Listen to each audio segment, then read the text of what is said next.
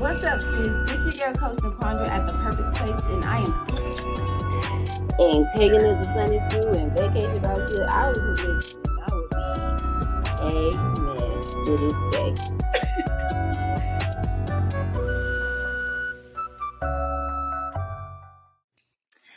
What's up, y'all? This is your girl, Coach NaQuandra at the Purpose Place. Welcome to the Women Alike podcast, where we get into the realness of what it's like to live as a woman of God. Because, sometimes we get out here and we decide we're going to live for God, and then it's like we're living in a totally different world. And so that's the purpose of the podcast, is to display the reality of that and to also help support, uplift, and encourage you in pushing through that. And so today on the podcast, we have Onnie, a wonderful woman of God that I met on TikTok as well. And she reached out to me, and we've been in connection with each other about working and doing different things together. And so I asked her to be on the podcast. And so here she is. She's going to share a little bit about her testimony, a lot of things that she's been through. I truly believe it's going to set a lot of people free, going to help a lot of women push forward through challenging times. And I'm just praying that Holy Spirit meets us here and that this conversation is fruitful as we are expecting it to be. So thank you, Onnie, for accepting the invitation and being willing to share your life with the people today. Thank you for having me. Of course. So I want you to open up and just tell us about yourself first. Yeah, just tell everybody about yourself, who you are, what you do. Okay, so my name is Onnie Hoover. I'm 19. I live in Jacksonville, Florida. So a little bit about my testimony. I was shot when I was 7, and during that period, I also watched my father get killed in front of me, and it did bring a lot of depression and a lot of suicidal thoughts and things that I'm pretty sure everybody done been through before. But right now, I just been focused on overcoming it all and building my relationship with God. Um, I am in high school, but I am repeating my senior year because of what I was going through, and I'm just right now just going with the flow, like just wherever God takes me, that's where I'm going. Yes, and amen. And I'm so glad to see you smiling after you just laid all that heavy stuff on us, just breezed right by it, and you still smiling. That's a blessing. Thank you. That's absolutely a blessing. So did you grow up in church, or did you come to God at some later point in your life? So I would say that I grew up in church a little bit, but at some point I did stop going to church. So right now I'm like, trying to build my own relationship with God instead of like what my parents or my grandma had me doing. I'm doing it on my own now. Yeah, that's good. Same. Like when I was a kid, we used to go to church and then we stopped. And then in college is when I started to, get to know God for myself versus what my grandma was doing or what I would see other people do, how they served him. And it's important that we do that because there's a lot of things that we have to unlearn from watching others and how they serve God, because not being judgy or anything, but older people, they're a little religious. They're a little like clung to customs and traditions and do it this way and do it that way. And as we evolve and as we change as a people, it's kind of harder for them to shift with us. And so we have to unlearn some of those practices that they used to do. But yeah, same experience. And so I want to dive into your experience with first you being shot and then losing your father. When that happened? I know that happened when you were younger, but when did you really start feeling that like affect you? And then what were you doing to like cope with it and, overcome it as you're working on? So, well, like I said, I got shot when I was 7. During me get shot, my father also got shot. So we both got shot at the same time. Um, I would say that it started to mess with me. I would say mess with me because it did really mess with my mind and my emotions. Yeah. Um, in elementary school, I would say he died my second grade year. So I would say by the time I hit third grade, I was like, ooh, like, what did all these thoughts? I didn't know how to deal with it. And I also Yeah. had to repeat my second grade year. So that's why I say third grade. But I also went, but it also hit home really once I hit middle school. And that's like sixth, seventh grade. And then after I hit middle school, it was just like emotions up and down, up and down. Um, I would say I didn't have the best coping methods, but at first it started off as me writing and expressing myself, and then I started to gravitate towards writing my own music. But I noticed all of my songs was always sad, so I was like, "Girl, you need something different." So I did stop writing music for a while, but when I stopped writing music, I did start to smoke, and I recently stopped smoking. Um, so yeah, I'm still a work in progress and still trying to, keep going and change my ways. But I'm just believing in God and just basically just praying to Him that He like help me through a lot of my situations that I've been through. Yeah.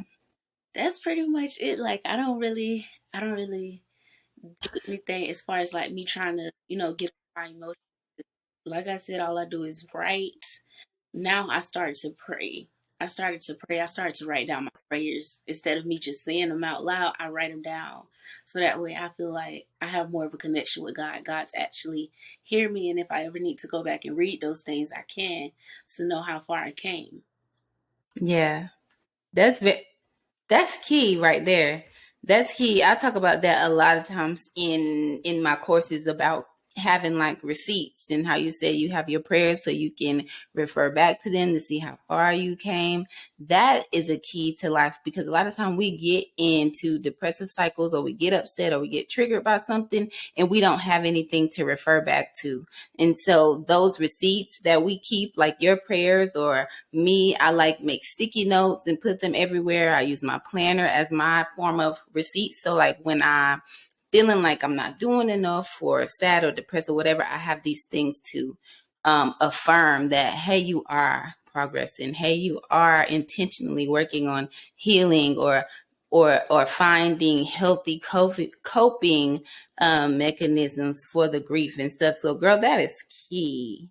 You right on it. And the other things that you talked about writing music, that is a very good coping method as well.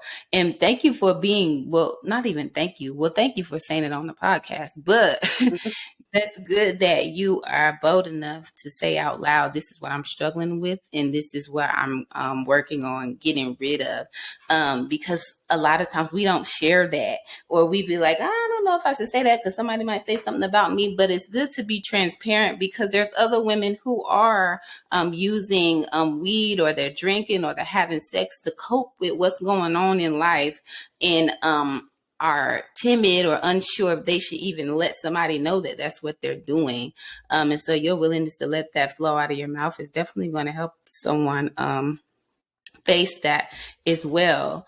But you have some really good coping methods. And I mean, that's great. And I can't really, I mean, I grew up without my dad, but it wasn't because he was, his life was taken. He just chose not to be there. And so I really cannot really relate, although I would love to. And I want to like affirm you because that's just the person that I am, but I haven't experienced it. But I can say that this smile that you have on, y'all see her, it just shows God's grace that He has on your life. And I just love it for you. Thank you. I really do. And so, and I was thinking about, I was like, most people in this stage of their life, they would probably be mad with God or, God, why would you let this happen? And what's going on? Have you ever been like that with God? Oh, Angry with Him? yes, I have. I can say it was one time, I think I was in 10th grade and I was getting in trouble about my grades because grades, me in school, we don't get along. And I, it was more so me like asking God, like, why me? Like, why I got to go through this? Why I just can't be like all of my friends, be smart in school and, you know, get the scholarships and stuff? Why do I have to go through all of these emotions Yeah. while I'm in school? It made it harder for me. And Right. I got to a point now where like I did a I think I was crying. And the only thing I could say was like, thank you, God, thank you, God. And at that moment, I'm like, oh yeah, this what I've been waiting though. I've been waiting on. And that day, I just started to thank him. I started to thank him for everything that I went through, good and bad. Like I just thanked him for everything. Like Mhm. that when we go through a lot of these trials and tribulations, we look at them like, oh my God, these are some big problems. But one thing I learned in church was the problem provokes power. And Ooh, that's good. stuck with me for it. It's been sticking with me for a minute now, and my problems, like provoking some power. Like I'm being on here with you. This is like you opening doors for me. Nobody knows that I want to start a podcast. This is my way of God preparing me for the things that He has for me. Mhm. That's good. What did it say? Power problems provoke power. Yeah, the problem provokes power. Girl, that's good. They stuck you with a great one because that's so true. And even like the things that you like, the craziest, wildest, unexpected things, like you losing your dad unexpectedly for no reason. You had a right to be angry at what happened to you, but you got to a point where you turned that anger into praise. And that's the goal, because there was something for you to get out of that. Although it was tragic, although in it very hurtful, there was something for you to gain from there. Not saying that he had to lose his life for you to go somewhere, but in that event, being able to find the good things out of that, whatever God has predestined you to be, you were able to do that, which is like wonderful, because that's really heavy. That's really heavy. And I know a lot of people aren't able to just look at it that way. Yeah. And I imagine that it took you some time of being angry and then shifting to that praise. Yes, it did. I did go through a point where I tried to choose myself over school, and that I would say that was like one of the moments where I was just like, "Girl, you choosing the wrong stuff. Like you got to be choosing God at this point." But Mm-hmm. no, back then, like I thought, okay, I choose over this. You okay? Um, over this, and I still got God because I always believed in God. Even with me questioning him, I feel like nobody's never not going to question some things that God do in it. If Yeah. they don't, then they telling the story because you're not normal if you don't do that. But Right. question a lot of things, and I can say that he answered them day by day. Like but you have to go to him with the open heart and you know trust his process. That's what I always tell myself. Like I trust God's process. Yeah. That's good. And it's great. And it can be hard trusting this process. Like, it's like I used to tell myself, I feel like I'm like walking through a cloud. I can't see what's ahead of me, but I'm just trusting in God that what is ahead of me is good. Because the process is long. I'm about to say it can be long, but it is a long journey when you're working in purpose. And God isn't going to just lay every step that you have to take to get there, because then we will be trying to find a different route when we see a problem is about to be up ahead. And so trusting his process is very, very key, like you said. Girl, this is great. This is so good. And so you said that you transitioned from anger to praise. And what kind of things did you do something to get into that position of praise? Like, did something happen, or did you have a revelation about something? Um, Like, what shift for you? and so I don't know if I mentioned this to you even over the phone. during, like before my senior year, my uncle passed away. Mm-hmm. So during that time, I was okay with it. I can honestly say I was okay with it. Like, I dealt with it better than I did with my father. Um, but I would say losing him opened my eyes to the world. Like, cause he was the person that spoke to me, like, and just like gave me so much advice and do this and do that. He opened my eyes to a lot of, worldly things, and was just letting us know, like, this is not real, that's not real. And you need to, just know that, like, it's stuff like this here, but you can be better than this stuff. That was the type Yeah. of person he was. And after losing him, it was just like, that was a surreal moment for our family. Like, it was just like, nah, this can't be real, because he took care of just about all of us. Just him being the person that he was. And I eventually, even though I said I was okay with that, it did cost me my senior year, of course. And then him on top of all of my emotions, I was like, I'm tired of this. Like, I don't want to keep going through the same thing. This is aggravating. Like, I want to keep being cooped up in this room, crying, asking God why, and suicidal thoughts, because my suicidal thoughts were crazy. Like, it was a moment where I had to literally make myself go to sleep just so I wouldn't do anything, because Mm-hmm. I didn't want my brothers and sisters to find me in that way. Nobody knows this though. Like, Right. I've maybe told two of my cousins, and they were like, that's crazy, you shouldn't think like that. But it's just like, no matter how much you explain yourself to people, they're never going to understand you. But if you explain yourself to God and talk to God and have those conversations that you have with these worldly people, I promise to you, he gonna understand you.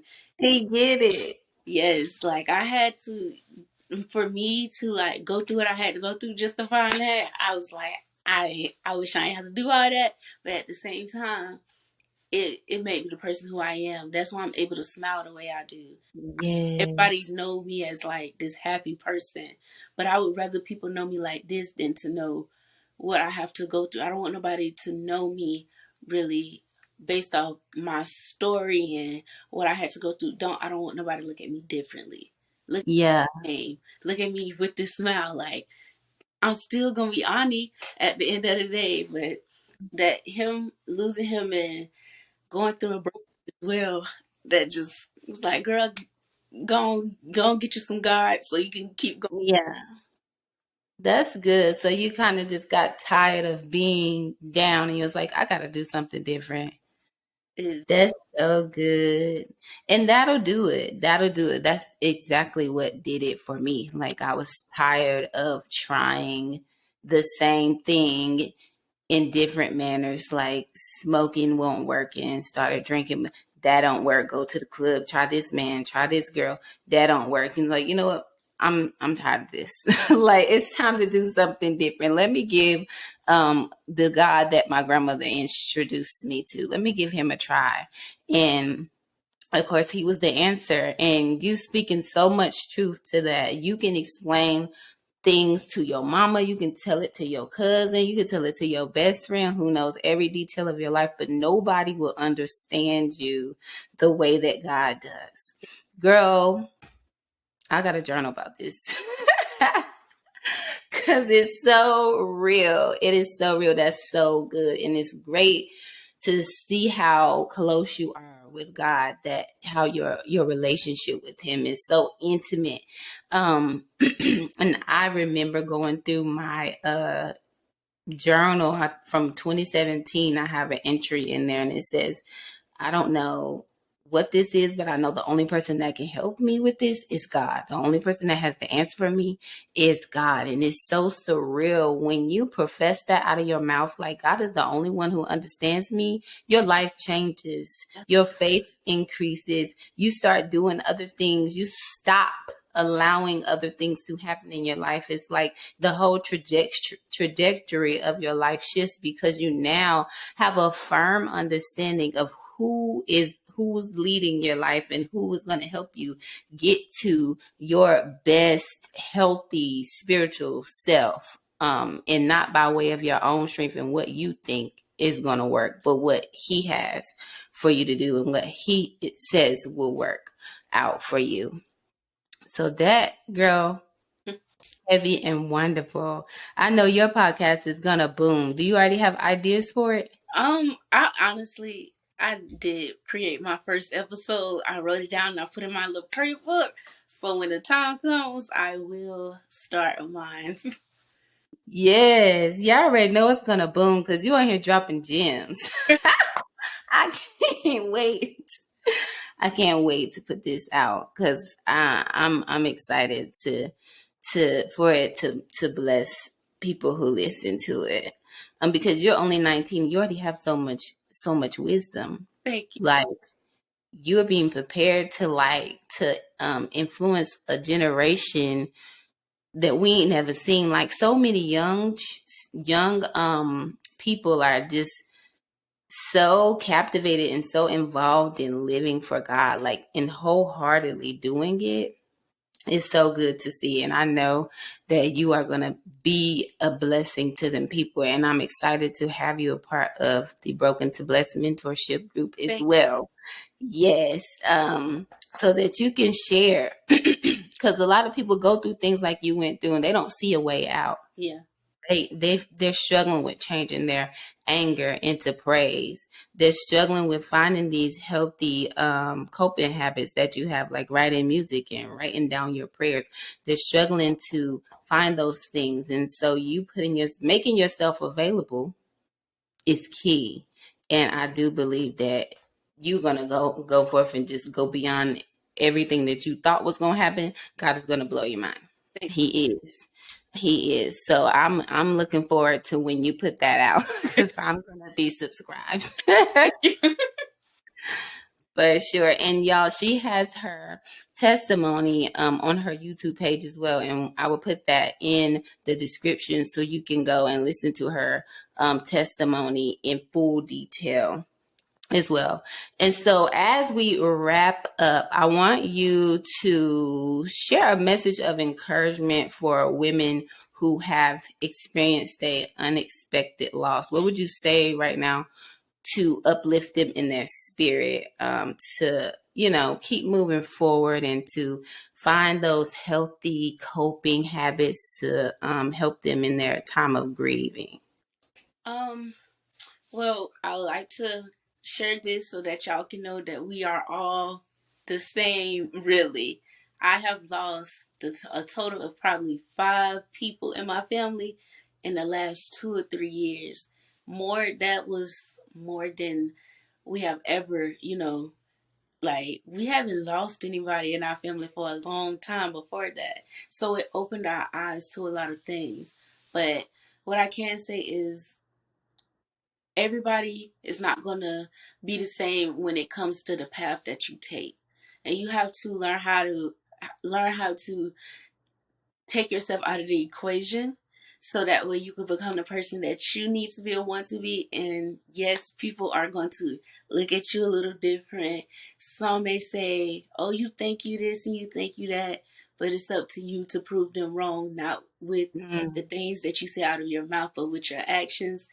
And that goes for me as well, because I'm still learning, because I'll be quick to tell somebody, I'm a child of God, you better leave me alone. But you got to keep going. Like I said, your problem produce the power. I think I did it right this time. Your problem produce power, and you have to know that, and you have to believe that, and also keep faith. Keep you a lot of faith in God. One of my aunties did share with me that God will move mountains with just a mustard seed size of faith. That's all it takes, the littlest bit of faith, and God will do wonders in your life.